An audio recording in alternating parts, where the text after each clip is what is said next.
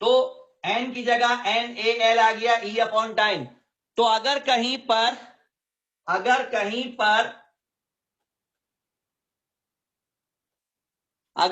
पर small n a l e upon time लिखा हुआ हो तो वो करंट के बराबर होता है। ये देखो क्या लिखा हुआ है, small n a l e upon time, ये क्या बन जाएगा,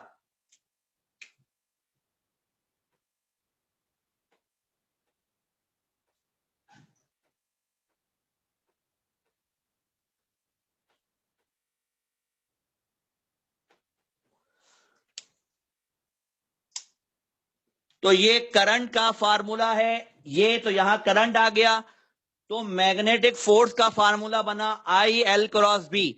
यानी अगर कोई वायर जिसकी लेंथ एल हो उसमें से करंट आई गुजर रहा हो और वो मैग्नेटिक फील्ड बी में रखा हुआ हो तो उस पर ये फोर्स लगती है। इसको अगर मैं खोल दूं तो फोर्स का फार्मूला बनेगा बिल साइन थीटा,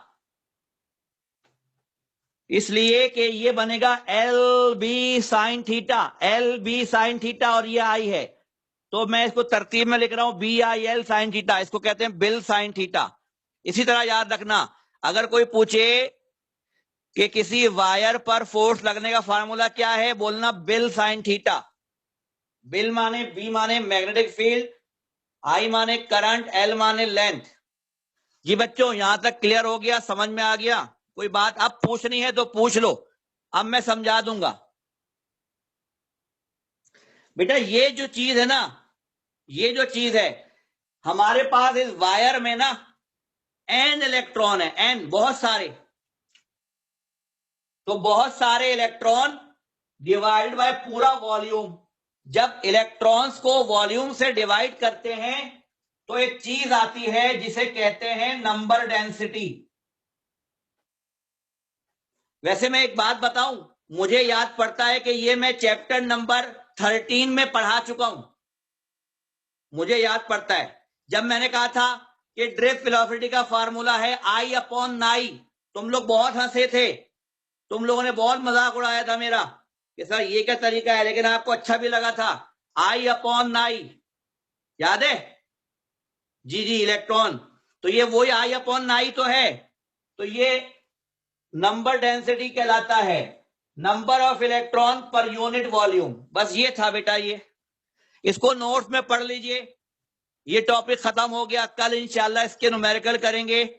वादे के मुताबिक मैं आपको ब्रेक दे रहा हूं, 6:30 हो गए हैं। कोई सवाल है तो पूछ ले, वरना कल इसके न्यूमेरिकल करेंगे इंशाल्लाह।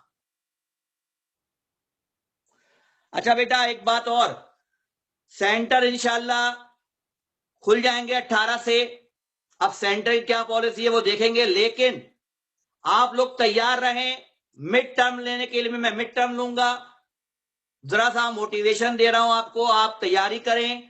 जितने चैप्टर में खत्म करा दूंगा इसका एक ग्रैंड टेस्ट लूंगा इंशाल्लाह जनवरी के आखिर में, बड़ा जबरदस्त किस्म का टेस्ट, और जो कुछ पढ़ाया है वो सब आएगा, तो जरा तैयारी करें, जाग जाएं बेटा।